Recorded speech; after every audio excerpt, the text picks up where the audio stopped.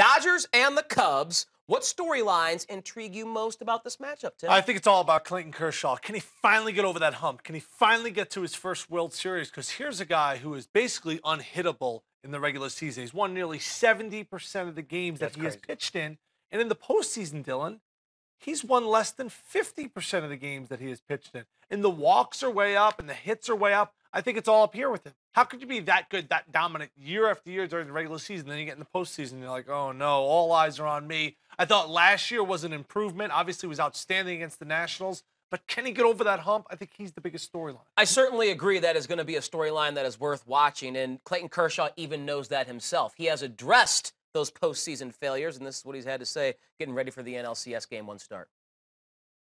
You know, yeah, people talk about all the postseason failures that I've had a lot, and I understand that. And I don't really look at it like that, though, which I guess is a good thing for me. But, you know, I think it's I look at the times that, you know, I've had success at times, too, and I try to marinate on those, like you said. So it just so happens that a lot of the years that we've lost, I've been pitching that night. So I'm gonna try not to do that this year. And obviously, guys, that can all change with just one dominant, you know, regular season-esque Kershaw performance where he puts this team on his back. They finally get over the hump. They get back to the World Series, and he leads them to a championship. Now, that's a lot easier said than done. Right. But when you look at how dominant he's been throughout his whole young career, and Tim pointed out, you know, the strikeout-to-walk ratio, the fact that he gives up next to no runs, next to no home runs. No one barrels him up. And then all of a sudden, the long ball has really been a problem for him throughout his postseason career. And we know the Cubs have several candidates that can take him deep.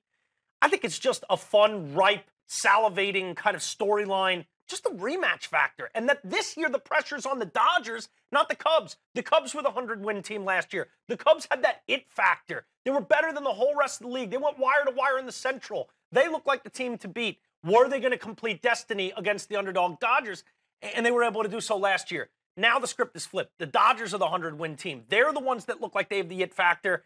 Can the Cubs, who ironically enough are the defending champions with a damn good team, just about the same team, you could argue almost a better team with how good Wade Davis has been, and with the real emergence of Contreras behind the plate, that they're sort of laying in the weeds. You know, I mean, you looked at the 8 teams going into this playoffs once we figured out the wild card, and Cubs were maybe 6th on the list of teams that you thought could win the whole thing. Yet here they are, and I think that does put the pressure on the Dodgers, but I also think there's a little bit of pressure on Joe Maddon as well. He's come into question about some of the moves he's made dating back to last year, even in this series as they do escape the Washington Nationals. He's going to have to dial it up pretty good and play that chess match to beat Dave Roberts, to beat this team. Because this is a different Dodgers team, a really good Dodgers team that's complete. They got a great bullpen with one of the best in the business, Kenley Jansen, at the back end.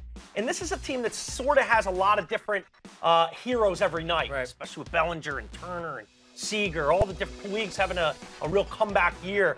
So I think Joe Maddon's going to have to be at his best, and that pitching matchup in general with the Dodgers and the Cubs starters, I think will decide this series.